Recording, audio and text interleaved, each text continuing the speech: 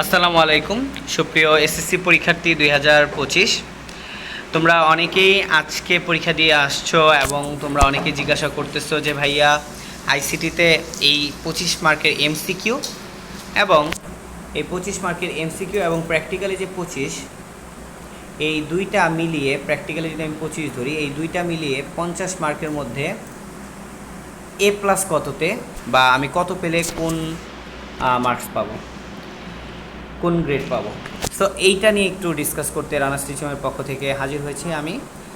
So একটু normally বলি যে প্রথমেই তোমাকে এমসিকিউ পরীক্ষায় পাস করতে হবে, এমসিকিউ পরীক্ষায় পাস করতে হবে। সো এমসিকিউ পরীক্ষায় পাস মার্ক কত? 25-এর মধ্যে 25-এর মধ্যে এমসিকিউ পাস মার্ক হচ্ছে 8। আবারও বলছি, 25-এর মধ্যে এমসিকিউতে পাস মার্ক হচ্ছে 8। তো ফার্স্ট অফ অল তোমাকে 8 পেতে হবে, এরপর গিয়ে তোমার প্র্যাকটিক্যাল মার্কস যোগ হবে। যদি তুমি 8 না পাও সেই ক্ষেত্রে অবশ্যই আর কিছু বলার থাকলো না। সো দেখো, প্র্যাকটিক্যাল যোগ করে তোমাদের যে কাজটা করতে হবে, দেখো প্র্যাকটিক্যাল যোগ করে যখন তুমি 40 থেকে 50-এর মধ্যে পাবা, তখন সেটাকে জিপিএ 5 আর কি, এ প্লাস বলে কাউন্ট করা হবে। যখন তুমি 35 থেকে 39-এর ভিতরে থাকবা, 35 থেকে 39, ওইটাকে এ, গ্রেড এ বলে কাউন্ট করা হবে। যখন তুমি 30 থেকে 34 পর্যন্ত থাকবা, ওইটাকে এ মাইনাস বলে কাউন্ট করা হবে।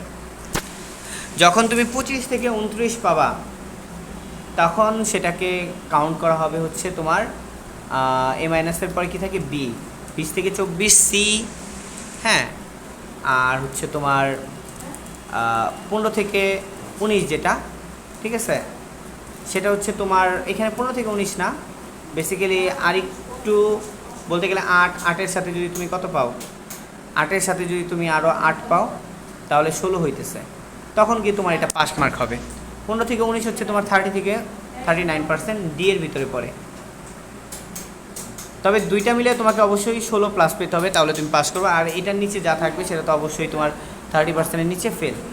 সো এই ছিল গ্রেডগুলো আর কি, যে আইসিটিতে তুমি কোনটায় কত মার্কস পেলে কোন গ্রেড পাবা সেটার সমাধান। আশা করি বুঝতে পেরেছো। নেক্সট ভিডিওতে দেখা হবে ইনশাল্লাহ। ভালো থাকবে, সুস্থ থাকবে। আসসালামু আলাইকুম।